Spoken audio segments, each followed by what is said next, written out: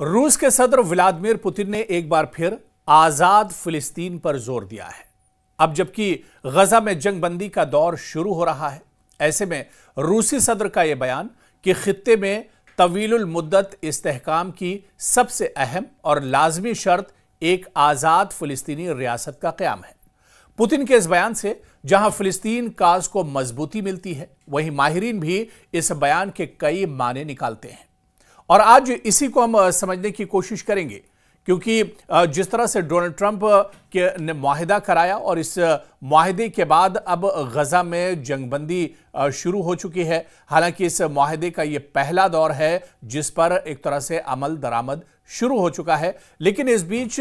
रूसी सदर पुतिन का जो बयान है और उन्होंने एक बार फिर से दोहराया है कि आज़ाद फिलिस्तीन वक्त की ज़रूरत है और आज़ाद फिलिस्तीन जो एक लंबे वक्त से मुतालबा रहा है फिलिस्तीनियों का, वो आज़ाद फिलिस्तीन रियासत एक तरह से मिलना चाहिए। इस बयान के आखिर माने क्या कुछ हैं, किस तरह से इस बयान को देखा जाए, क्योंकि एक तरफ इजराइल जिसकी बुरी नज़र एक तरह से फिलिस्तीन पर बहुत पहले से एक तरह से बनी हुई है और मशरिक़ वुस्ता में ये एक तरह से लड़ाई की एक बड़ी वजह रहा है, कशीदगी की एक बड़ी वजह रही है। अमेरिका भी यहाँ पर अपना मफाद और फ़ायदा और एक तरह से देखता है, और इसके अलावा अब एक और सुपर पावर यानी रशिया और पुतिन भी मशरिक़ वुस्ता पर एक तरह से उनका अमल दखल देखा जा रहा है। और जिस तरह से उनका ये बयान आया है, इस पर माहिरीन कई तरह से इस पूरे बयान को देखते हैं। दरअसल पुतिन ने गजा में जंगबंदी के लिए सदर ट्रंप की कोशिशों की हिमायत की है। रूसी सदर व्लादिमीर पुतिन ने अमेरिकी सदर डोनाल्ड ट्रंप की जानिब से गजा में जारी तनाज़े के खात्मे के लिए पेश की गई कोशिशों की हिमायत का इजहार किया है और इन तजावीज़ को क़याम अमन की जानिब एक हकीकत पसंदाना कदम करार दिया है। पुतिन ने कहा कि सदर ट्रंप ने जो इक़दामात और तजावीज़ पेश की हैं वो सबको मालूम है, और जैसा कि आपने देखा रूस ने फौरी तौर पर इनकी हिमायत की। हमें पूरी उम्मीद है कि अमेरिकी सदर के ये इक़दामात अमली शक्ल इख्तियार करेंगे।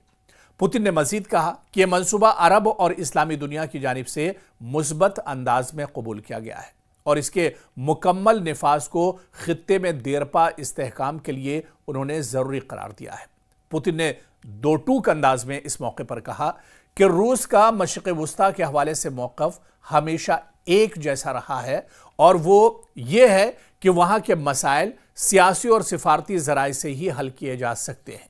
हम हर उस कोशिश की हिमायत करने के लिए तैयार हैं जो खुरेज़ी को रोकने और अमन कायम करने के लिए हो। उन्होंने जोर दिया कि खित्ते में तवीलुल मुद्दत इस्तेहकाम का सबसे अहम और लाजमी शर्त एक आज़ाद फिलिस्तीनी रियासत का क़याम है। तो रूस के सदर व्लादिमीर पुतिन ने जिस तरह से अपने बयान में कहा है कि खित्ते में यानी मशरिक़ वुस्ता में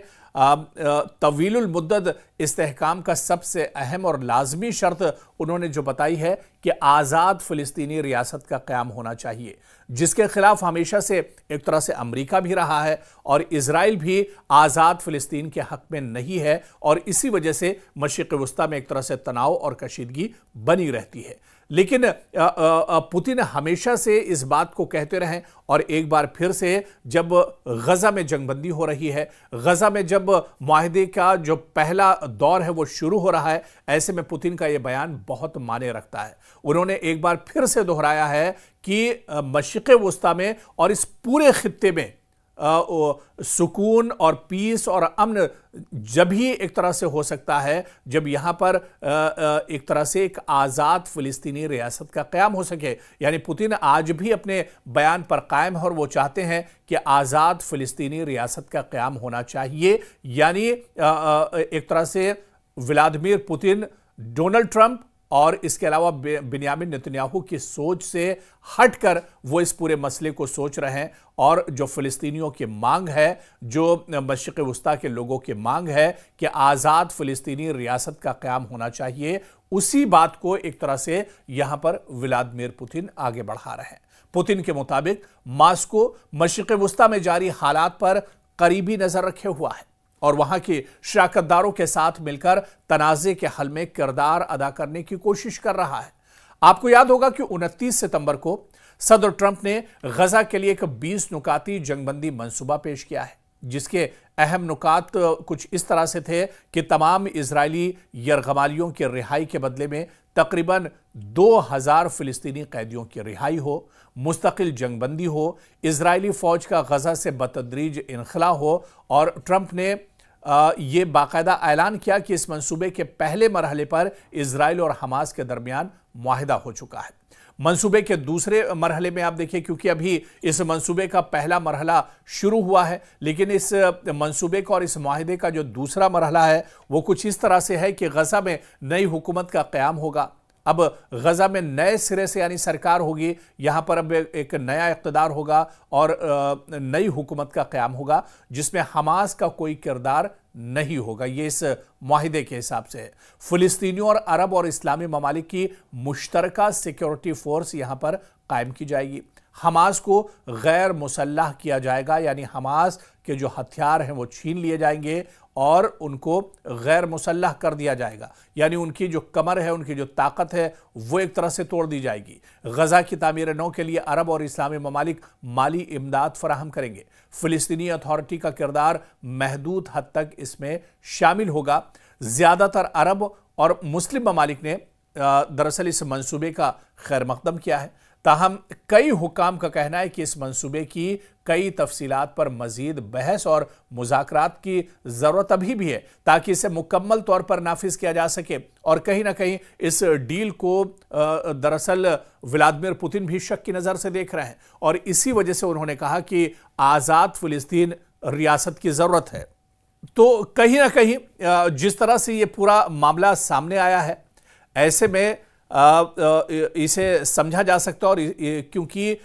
जब दो बड़ी जो ताकतें हैं वो कहीं ना कहीं मशरिक़ वस्ता की इस कशीदगी को लेकर बड़ी वजह बनी हुई है, चाहे फ़लस्तीन की बात करें या फिर अमेरिका की बात करें। और इसी तरह से अब क्योंकि पुतिन और रशिया भी इसे अब बहुत अच्छे से समझ रहा है कि दरअसल अमेरिका की भी नीयत साफ नहीं है और अमेरिका इससे पहले भी कह चुका है कि गजा पर जब मुकम्मल कंट्रोल होगा या गजा पर असर नौ यहाँ पर सरकार बनेगी तो उसमें कई चीज़ें दरअसल निकल कर आ सकती हैं। अमेरिका भी यहाँ पर अपना फ़ायदा एक तरह से देख रहा है, अमेरिका भी यहाँ पर कंट्रोल करना चाह रहा है और इसी वजह से उसने कहीं ना कहीं इसी वजह से जो रशिया और व्लादिमीर पुतिन भी इस पूरे मंसूबे को और इस पूरे मुआहिदे को दरअसल शक की नज़र से देख रहे हैं। अब आने वाले दिनों में, क्योंकि अभी तक ये पूरा मामला या मशरिक़ वस्ता की जो कशीदगी थी वो दरअसल इजराइल और अमेरिका की वजह से यहाँ पर एक कशीदगी बनी हुई थी, लेकिन अब यहाँ पर सीधे सीधे दुनिया की एक और बड़ी ताकत या सुपर पावर जो रशिया है वो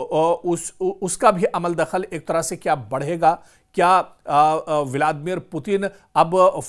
आज़ाद फ़लस्तीनी रियासत को लेकर जो उन्होंने बयान दिया है इसे वो आगे कदम बढ़ा सकते हैं? क्योंकि अगर रशिया जैसी और रूस जैसी ताकत अगर इसमें मुदाखलत करती है और आज़ाद फ़लस्तीनी रियासत के क़याम की बात कर रही है तो ऐसे में आने वाले दिनों में ये मशरिक़ वस्ता में जो हालात हैं ये एक तरह से एक नई बहस इस पर